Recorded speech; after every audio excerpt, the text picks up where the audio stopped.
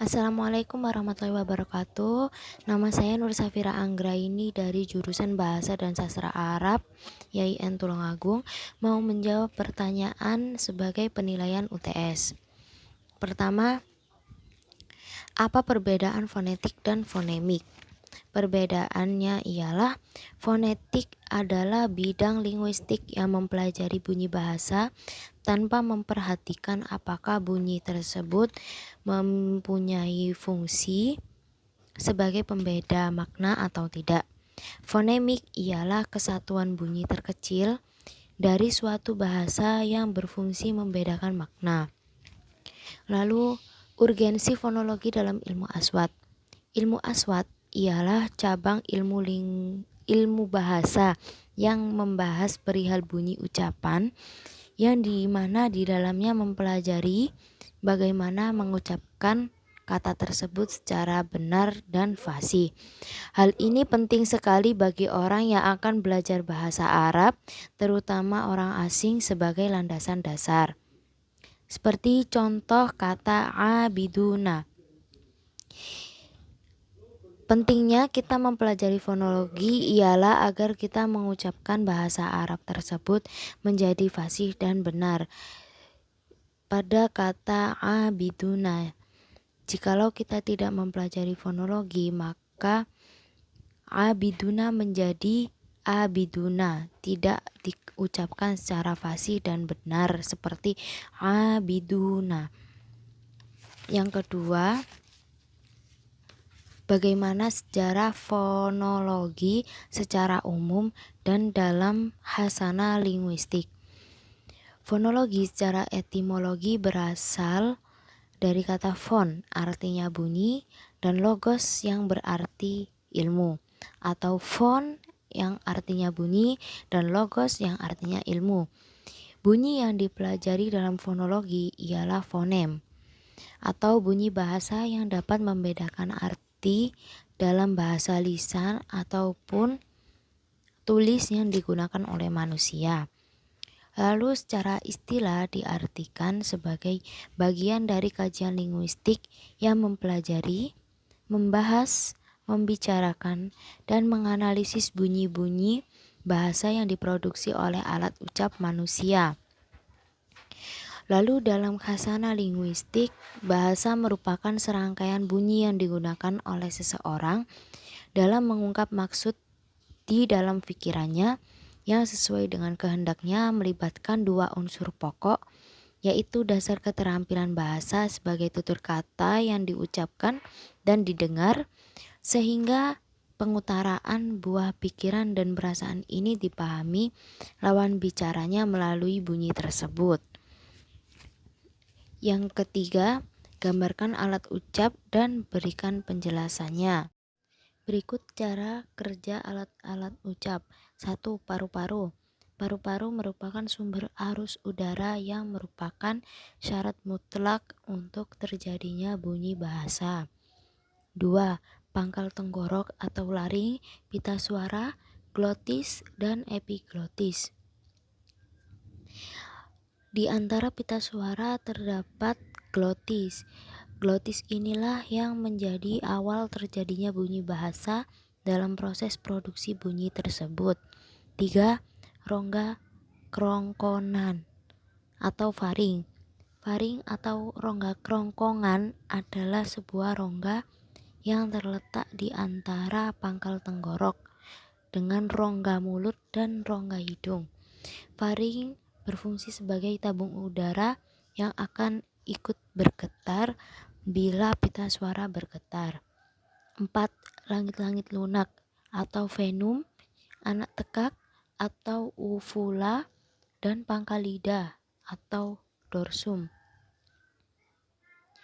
5. Langit-langit keras atau palatum, ujung lidah atau apex, dan daun lidah atau laminum.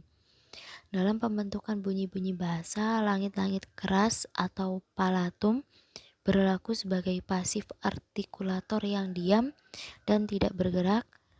Yang menjadi artikulator aktifnya ialah ujung lidah atau apex atau daun lidah yaitu laminum. 6.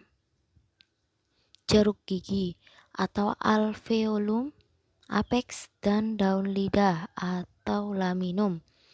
Dalam pembentukan bunyi bahasa, alveolum sebagai artikulator pasif dan apex atau laminum sebagai artikulator aktifnya. Bunyi yang dihasilkan oleh alveolum dan apex disebut bunyi apikoalveolar. 7. Gigi atau dentum, ujung lidah atau apex, dan bibir atau labium. Dalam produksi bunyi bahasa, gigi atas dapat berperan sebagai artikulator pasif, yang menjadi artikulator aktifnya adalah apex atau bibir bawah. Bunyi yang dihasilkan oleh gigi atas dan apex disebut bunyi apikodental, dan yang dihasilkan oleh gigi atas dan bibir bawah disebut bunyi labiodental. 8. Bibir bawah dan bibir atas. Dalam pembentukan bunyi bahasa, bibir atas bisa menjadi artikulator pasif dan bibir bawah menjadi artikulator aktif.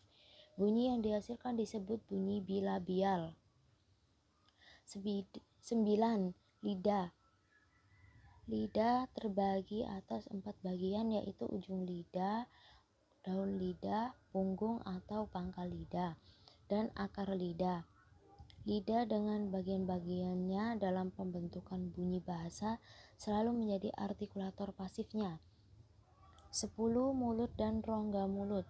Rongga mulut dengan kedua belah bibir atas dan bawah berperan dalam pembentukan bunyi vokal. 11. Rongga hidung. Bunyi bahasa yang dihasilkan melalui rongga hidung disebut bunyi nasal. Bunyi nasal ini dihasilkan dengan cara menutup rapat-rapat udara di rongga mulut dan menyalurkan keluar melalui rongga hidung. Pertanyaan yang keempat, apa perbedaan vokal dan konsonan?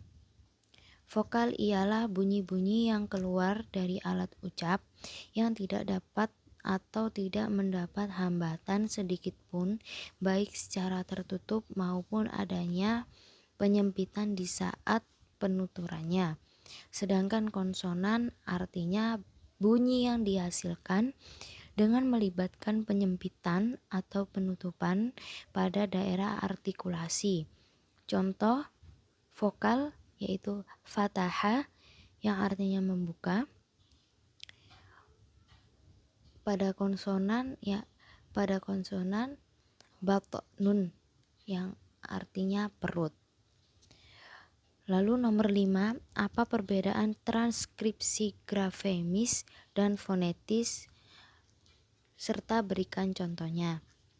Transkripsi grafemis ialah penulisan pengubahan menurut huruf atau ejaan bahasa yang menjadi tujuannya ditandai dengan 2 sudut.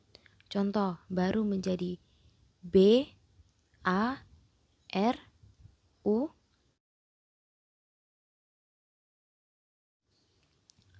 Transkripsi fonetis artinya transkripsi yang berusaha menggambarkan semua bunyi secara sangat teliti. Contohnya lambang A sama dengan huruf A di para dalam kata para. Sekian, terima kasih. Wassalamualaikum warahmatullahi wabarakatuh.